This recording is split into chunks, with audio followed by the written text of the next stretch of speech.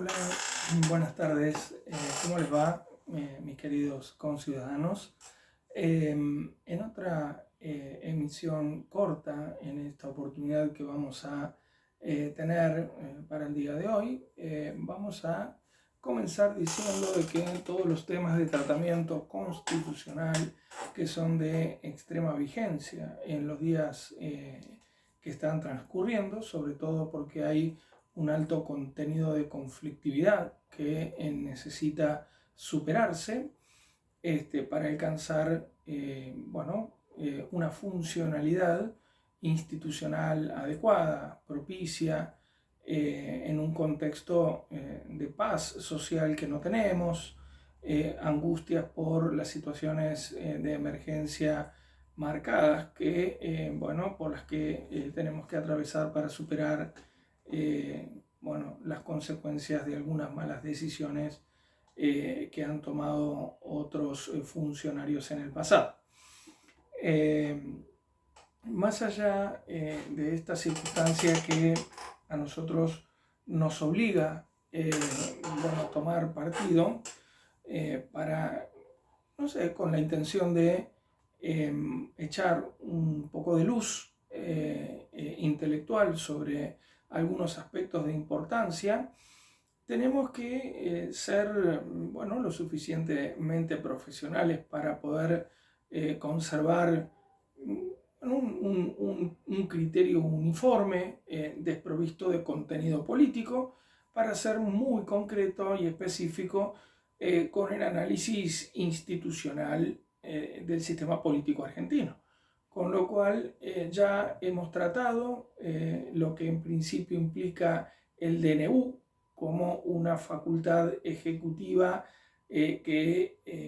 implica el ejercicio de las facultades legislativas de forma transitoria, delegadas previamente por el Poder Legislativo con la ley de emergencia que hemos visto. Y después, por otro lado, lo que hemos tratado respecto del sistema de justicia, que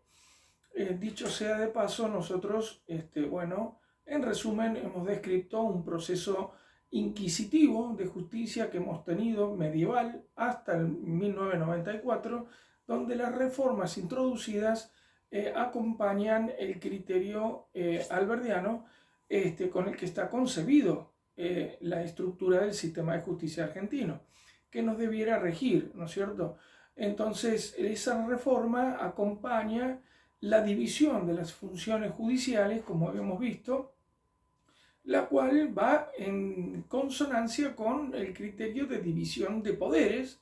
que trabajan de manera independiente cada uno, pero en consonancia, en coordinación con facultades que comparten entre sí los poderes y que a su vez son de contralor, ¿correcto? Algunas de las funciones son de contralor de cada uno respecto de los otros dos. Bien, entonces, teniendo esta visión global de la Constitución como debe interpretarse, nosotros vamos a hacer una reserva muy puntual que tiene que ver con una invitación que les vamos a cursar a partir de hoy, donde vamos a hacer una ampliación conceptual, casuística incluso, sobre estos temas que ya hemos tratado, pero a su vez queremos invitarlos especialmente a que nos sigan por redes sociales, porque allí vamos a hacer un abordaje mucho más intensivo respecto de las funciones legislativas y las funciones ejecutivas, que son los poderes delegados de gobierno, para los cuales nos hemos reservado el sufragio directo, universal y obligatorio, que ya vimos que en lo que hace al Poder Legislativo no hemos podido ejercitarlo todavía. Bien, en razón de esto y ya adentrándonos a la invitación en concreto, les propongo entonces analizar con profundidad a futuro cuáles son esas funciones legislativas tan importantes que nosotros hemos denominado las que son primarias en tanto estas son necesarias en su pronunciamiento para que el resto de los poderes pudieran cumplir con sus obligaciones estipuladas en concreto. Bien, las funciones originarias del Poder Ejecutivo y las del Poder Judicial tienen o necesitan, mejor dicho, inexcusablemente el cumplimiento de los mandatos previstos en el 75 para la función legislativa. Bien, decíamos que la función legislativa, solo como introducción, son mandatos, son exigencias del pueblo argentino respecto a sus representantes, ¿no?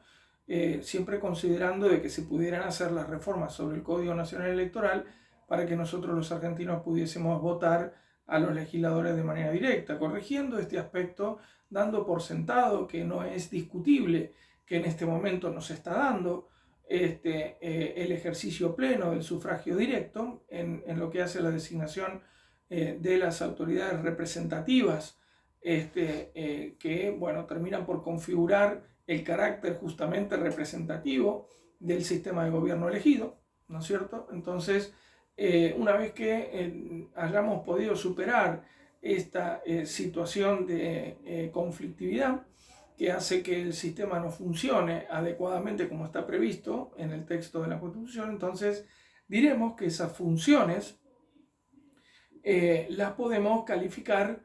en tres categorías distintas, ¿no es cierto? Quien les habla tiene un criterio muy particular en lo que hace a la clasificación de estas instrucciones que el pueblo argentino, reunido en Congreso General Constituyente, le ha dado a sus representantes como obligaciones primarias de cumplimiento para que se ponga en marcha el proceso constitucional desde el inicio, ¿correcto? Entonces, esas tres funciones tienen tres categorías, decíamos, y esas tres categorías tienen que ver con funciones legales, administrativas e institucionales. Son tres categorías: institucionales, administrativas y legales. Bien, las legales obviamente ya saben que responden al armado de los códigos de fondo, de procedimiento y demás legislación complementaria que se le aporta al Poder Judicial para poder cumplir con su función. Pero además hay otras categorías legislativas que emanan del Congreso que, según sus mandatos que responden a esta característica,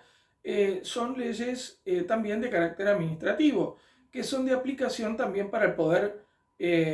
administrativo, como por ejemplo los regímenes disciplinarios para juzgar en este aspecto al personal dependiente del Poder Ejecutivo, ¿correcto? Allí está el Poder Ejecutivo ejerciendo función jurisdiccional extraordinaria respecto de su personal, que es el homónimo de la función jurisdiccional originaria que desempeña el Poder Judicial, con lo cual el sistema está previsto que el Poder Ejecutivo, digamos, funcione con esta prerrogativa, ¿no? Pero para poder hacer el cumplimiento de esa función excepcionalísima que comparte con el Poder Judicial respecto de sus propios empleados, el Poder Legislativo debe darle las herramientas previamente para que sea el Poder Legislativo quien originariamente cumpla con esta función legal de proporcionar los instrumentos para poder cumplir con esas funciones propias del Poder Ejecutivo que excepcionalmente debe cumplir para con su personal, ¿no? El juzgamiento administrativo disciplinario, cuya materia debe surgir del cumplimiento de los mandatos de este orden o de esta clasificación, que nos va a llevar justamente a una de las materias en donde nosotros somos especialistas, que tiene que ver con el abordaje disciplinario de las fuerzas de seguridad,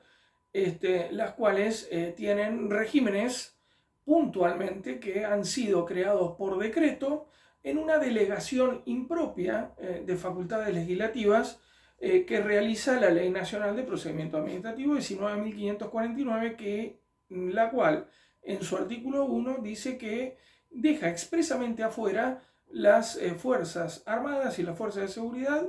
dejando la función de crear sus propios reglamentos en cabeza de quienes conduzcan estas instituciones, lo cual obviamente es un articulado que ya hemos planteado en casos reales que vamos a ver próximamente, su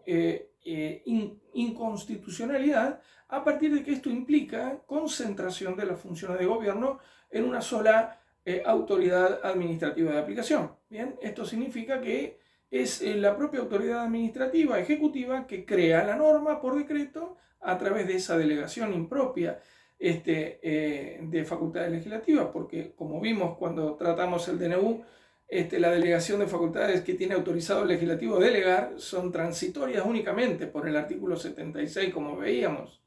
Bien, entonces mal puede delegarse de forma permanente esa facultad que le es propia al poder legislativo. Bien, esto conlleva a una inevitable concentración de funciones de gobierno, cuando yo le delego de forma permanente una función que es propia, originaria del Poder Legislativo al Ejecutivo. Así es que doblemente inconstitucional sería, porque es permanente la delegación y porque es sobre materia de cumplimiento originario, exclusivo del Poder Legislativo. ¿Bien? Entonces, si a eso le sumo la falta de dictado de una ley de emergencia en seguridad, vamos, que estaría transitoriamente justificando la existencia de esos decretos, me refiero puntualmente a los regímenes reglamentarios de la ley 21.965, el régimen disciplinario que tiene la Policía Federal para su funcionamiento, cuyo DNU de reglamentación es el 1866 del 83, que está creado, digamos, con el formato de decreto de necesidad de urgencia. Ya saben ustedes, por la interpretación que hemos hecho, que no resulta constitucional. Bien, pero bueno, tiene implicancias para los miembros de las fuerzas de seguridad, para cuando estos son juzgados disciplinariamente por el comportamiento desarrollado en ocasión del cumplimiento de su deber. Esto nosotros somos especialistas hace muchos años que tratamos las cuestiones disciplinarias de oficiales de policía de todas las fuerzas de seguridad, ¿no es cierto?, en donde tenemos nosotros competencia para la actuación profesional, ¿verdad? Nosotros entonces nos compete en casuísticas muy variadas, la discusión sobre la cuestión de constitucionalidad de los regímenes concebidos a partir de decretos de necesidad de urgencia, como es el caso también de la Policía de la Ciudad, quien reglamenta la Ley de Seguridad Pública 5688 con el decreto de necesidad de urgencia 53/2017. Bien, el decreto no está pensado como instrumento para tener vigencia permanente. Bien, y si es un DNU con intenciones de reglamentación, ya vamos a ver que la herramienta de reglamentar que tiene el Poder Ejecutivo como una de sus prerrogativas, no puede alterar el espíritu que ha querido tener el legislador para crear esa normativa. En el intento de reglamentarla para facilitar el cumplimiento de la misma, no puede crear un régimen en paralelo al legal que resulta de la ley para luego juzgar a su personal a través del decreto en lugar de aplicar la ley que este decreto reglamenta. Bien, porque entonces tenemos un régimen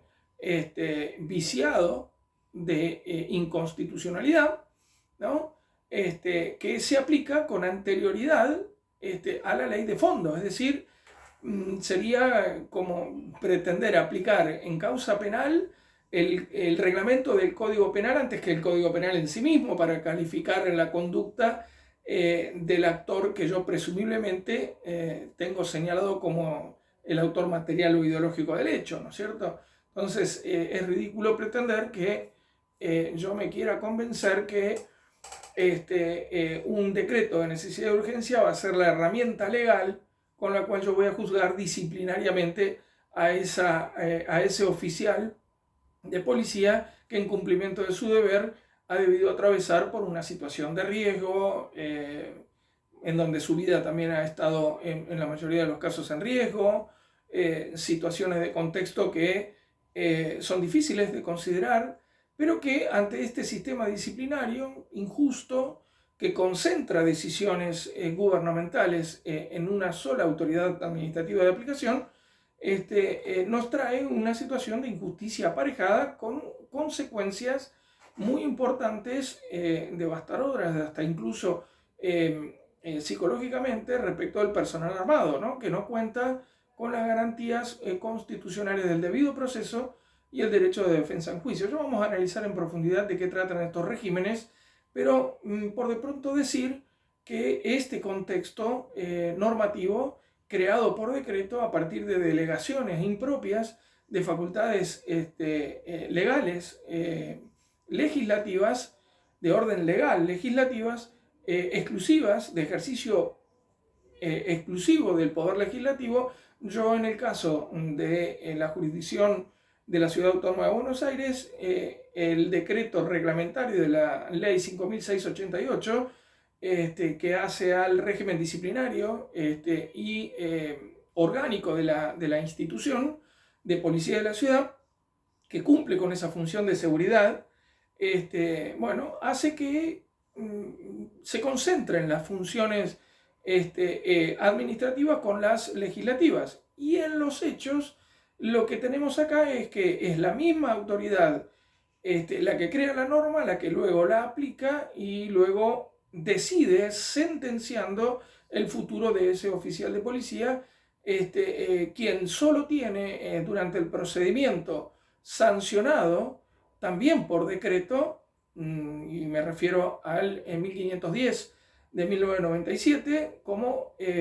procedimiento creado por el Poder Ejecutivo, en el cual debe regirse o ceñirse para hacer el ejercicio de su legítimo derecho de defensa, ¿no? Un procedimiento que solo prevé que el encartado o acusado administrativamente desde el punto de vista disciplinario no pudiera tomar contacto durante la tramitación de la instrucción del proceso disciplinario, y decretándosele, por supuesto, entre otras de las facultades que se ha reservado por sí y para sí el Poder Ejecutivo, el decretar decreto de sumario o secreto de sumario sobre las actuaciones, impidiéndole al acusado tomar contacto con el proceso instructorio de recolección primaria de evidencia, la cual debe siempre, en todo momento, garantizársele al acusado en cualquier jurisdicción o materia del derecho que estemos hablando, para que pudiera desde el inicio poder ejercitar su derecho de defensa. Bien, pero en este caso disciplinario, tanto en Policía Federal, con el régimen 1866 del 83, como en Policía de la Ciudad, con estos dos decretos, 1510 del 97 y 53 de 2017, se realizan las carátulas, se establecen cambios de situación de revista con anticipo de condena, porque ese cambio de situación de revista implica una reducción salarial, dependiendo de la situación en la que se lo coloca al oficial una vez que es acusado, sin tener incluso condena que demuestre su responsabilidad penal fuera de la institución. Lo que hace la institución es que preventivamente lo separa del servicio y le cambia la situación de revista para colocarlo en situación de revista distinta, que implica disponibilidad por un lado, con una reducción de hasta el 30% de sus saberes, con pérdida de los suplementos adicionales al no tener portación de arma y no tener el riesgo de calle que cobra el oficial por el desempeño normal y habitual de su función pública policial. Reducen drásticamente su sueldo. Y si no, otra situación cautelar que prevén estos regímenes apócrifos, también los lleva incluso al oficial a estar en situación de revista pasiva, que es una situación más compleja, digamos, que reduce la percepción de su salario al 100%, ¿no? Pero le deja el estado policial vigente, lo que implica seguir teniendo bueno, responsabilidad de ejercicio de la función pública policial con exclusividad, pero sin percibir salarios, con lo cual no lo dejo tener ningún otro trabajo en blanco registrado, pero bueno, sin darle la posibilidad de tener un sustento, por mínimo que este sea, ¿no? Así es que, bueno, lo someto a una situación de indefensión completa que no le permite contratar servicios privados letrados para ejercitar su defensa administrativa, con lo cual restrinjo cualquier posibilidad que pudiera tener el efectivo de desarrollar su defensa. Bien, con lo cual estos regímenes, con algunas de las características que hemos conversado, va a hacer tratamiento en específico con la casuística que manejamos en el estudio para que la población en general pudiera ver lo que hace un decreto de necesidad de urgencia cuando es concebido por una autoridad de gobierno que no tiene esa función originaria, bien, como parte de las afectaciones institucionales que esto conlleva, más allá de lo que en principio a simple vista puede advertirse. Bien, pero estamos viendo situaciones que hemos comentado como el DNU, como próximamente vamos a también tratar respecto de la función ejecutiva, cómo debe tomarse, cuáles son los recaudos, cómo están compuestos, cuáles son los ministros, cómo se designan, cómo debieran estos ministros estar configurados según lo que entendemos nosotros que es la función ejecutiva, ¿no es cierto? Ustedes saben que el artículo 99 es quien define la función originaria específica ejecutiva. Allí hay distintas materias que son exclusivas de cumplimiento del Poder Ejecutivo que van definiendo en ellas los distintos ministerios que pueden ser considerados luego por disposición ejecutiva. Bien, entonces el presidente como titular del Poder Ejecutivo, después siguiendo ese artículo 99, podremos ver que hay algunos ministerios que con la historia hemos podido advertir que no son ministerios que puedan vislumbrar alguna función ejecutiva originaria, como es por ejemplo el Ministerio de Justicia. El Ministerio de Justicia viene relacionado con la labor judicial y no debiera existir porque sencillamente hay un Poder Judicial que cumple esa función, ¿bien? Y no tiene por qué haber una relación con el Poder Judicial de parte del Poder Ejecutivo, ¿bien? Porque ahí tiene que haber una independencia total respecto de estos dos poderes, porque debe ejercitar el Poder Judicial contralor constitucional de los actos de gobierno del Ejecutivo y Legislativo, con lo cual no puede haber tampoco nexo entre el Poder Judicial y el Poder Legislativo. De hecho, no lo hay. Entonces, todas estas cuestiones que vamos con las distintas versiones que vamos a ir encarando en estos días para profundizar los términos propios fundacionales en los que la Constitución original de Alberdi nos tiene preparados para nosotros empezar a tomar contacto más asiduo con ese texto y amigarnos con el cumplimiento, porque nos va a servir para la vida diaria. En fin, todos estos aspectos administrativos también los trataremos, que tienen que ver con la fuerza de seguridad y el cumplimiento de esa obligación primaria que nos tiene tan preocupados en las distintas jurisdicciones del país. Y vamos viendo en el texto constitucional que nos acompaña en cada emisión cómo es que se le da solución a esto y que a partir de viejas prácticas que hemos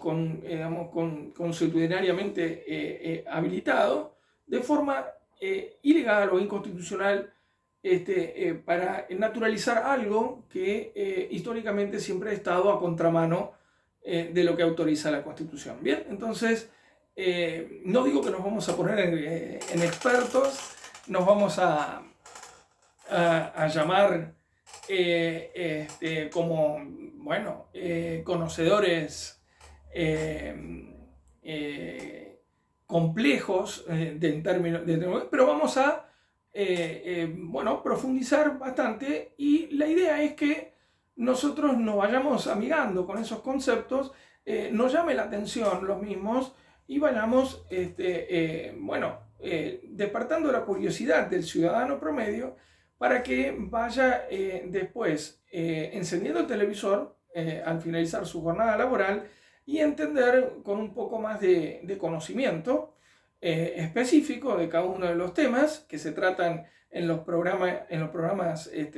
políticos, de seguimiento periodístico político, económico, ¿no es cierto?, que van tratando los distintos periodistas especializados. Bien, entonces nosotros vamos a tratar en la medida de lo posible de dar toda esta información de forma organizada, que tenga que ver también, como dijimos entonces, con la función legislativa, que tiene estos tres componentes, la función ejecutiva por el otro lado y su enlace con el poder legislativo de quien se nutre para el cumplimiento de sus obligaciones originarias, y después la función judicial en relación con lo que necesitamos ajustar del sistema de justicia para tener el que nosotros los argentinos nos merecemos en los términos constitucionales puros, alberdianos, que son los que nosotros aquí defendemos en este canal. Bien, con lo cual resulta un poco medio mezcladito, picado y salteadito, como dice el término coloquial, pero vamos tocando temas que son de suma actualidad y bueno, necesitan en la medida de lo posible una aclaración, una puesta en valor de estos temas y sobre todo acercarlo a la población común que necesita tomar conocimiento de estas cuestiones, pero no con una terminología demasiado técnica, porque esa no es la intención nuestra. Lo habrán visto en las emisiones anteriores que yo trato de ser lo más coloquial posible, lo más amigable posible en las expresiones que utilizo para describir temas que son en extremo complejos, ¿no? Como por ejemplo puede ser el tema impuestos, que también está tratado en la Constitución Nacional, ¿no es cierto?, en otros de los caracteres que tiene la función legislativa, que ya vamos a ver en su momento en qué consiste, cuáles son estos distintos escenarios legislativos que van dándonos a nosotros los ciudadanos referencia de la importancia que tiene que los legisladores finalmente no solo fueran elegidos por el sufragio directo, sino que una vez asumida esa responsabilidad la quisieran cumplir desde el momento uno que asumen la responsabilidad, que juran el cumplimiento de los términos de la Constitución que los llamó a cumplir con una función pública tan importante como esa, ¿no? Que necesita que en este momento de especial crisis, una labor parlamentaria muchísimo más comprometida con la situación en realidad y dejar de lado ciertos determinados condimentos, digamos, de orden personal o políticos, partidarios, vamos a decirlo así, porque hay que diferenciar la actividad política de la política partidaria, ¿bien? Porque a lo que nosotros llamamos política, hacer política, no es del concepto político partidario del que estamos hablando, ¿no? Hacer política es, en términos de la carrera propicia, es la búsqueda constante de los consensos entre las mayorías y las minorías representadas en el Congreso para la solución de los problemas que la sociedad está denunciando tener y que necesita con urgencia resolver. Bien, entonces, si consideramos la función legislativa tan importante que suministra de herramientas al resto de los poderes para que puedan estos cumplir con sus obligaciones, digamos que los tres aspectos sobre los que se debe expresar exclusivamente el poder legislativo no solo son indispensables, sino que deben entenderse como innegociables. Esto no debe retasearse, digamos, de modo tal de no garantizar gobernabilidad al Poder Ejecutivo. Si el Poder Ejecutivo tiene un signo político en su conducción que no es el propio, la política partidaria terminó cuando se clausuró el proceso eleccionario, ¿no es cierto?, la campaña, el proselitismo, ¿bien? A partir de ahí no tenemos que probar el traje público para el que nos hayamos postulado, cada uno en la función que le compete, y hasta las próximas contiendas electorales pensar en el ciudadano a quien representamos en la función que sea que nos estemos desempeñando como funcionarios públicos. ¿Bien? necesitamos recuperar la vida en democracia y esa labor parlamentaria que nunca hemos tenido en términos correctos para fomentar el diálogo,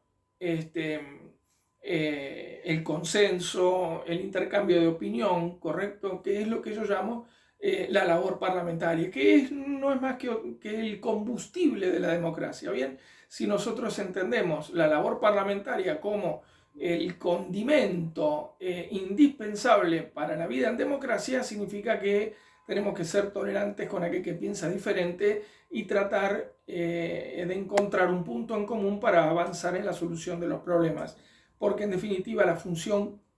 legislativa está en proporcionar las herramientas legales para que la sociedad vaya resolviendo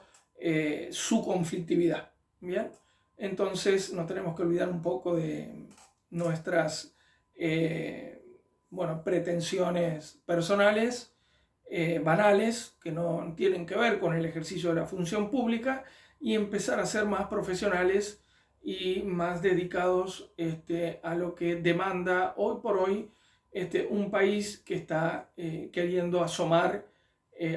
a la ventanita del mundo, ¿no? Porque hemos estado, a causa de estas debilidades institucionales, muy apartados desde hace, como dicen la mayoría de los legisladores, desde hace más de 100 años, apartados del mundo, porque no hemos podido nunca poner en vigencia la Constitución en los términos que está prevista en todas sus áreas. Bien, entonces está bueno generar contenido en torno a estas cuestiones que nos van a ir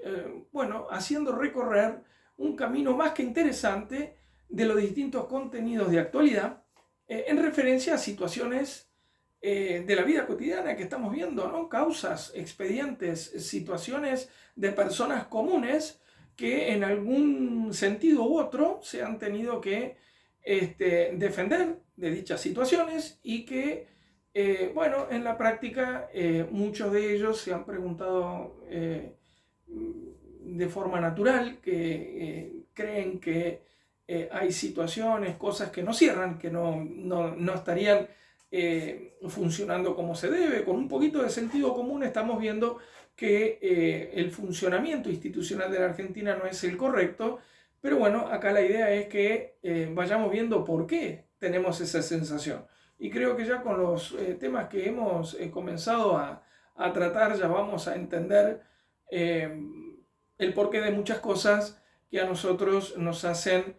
tener un país tan inestable institucionalmente, ¿no es cierto? Entonces, vamos a trabajar en ponernos al corriente de estos conceptos para que nuestro voto el día de mañana tienda a ser mucho más informado, mucho más intelectual, mucho más comprometido con ese protagonismo institucional que tiene garantizado el pueblo argentino en la parte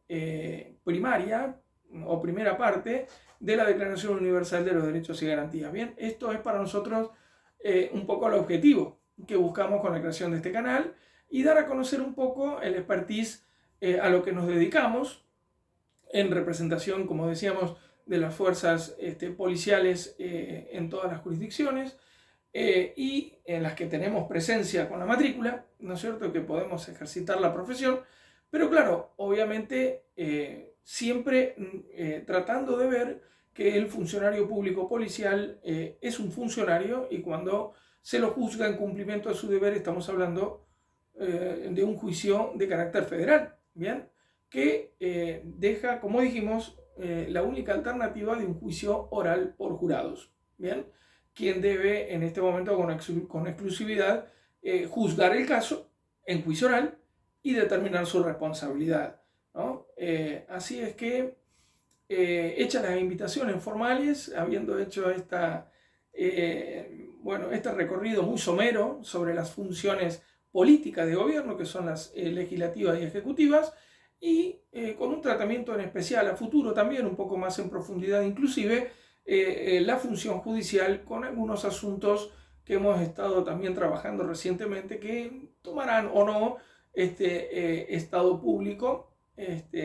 mediático, las situaciones que contemplen algunas decisiones un tanto controversiales. En principio, dejarlos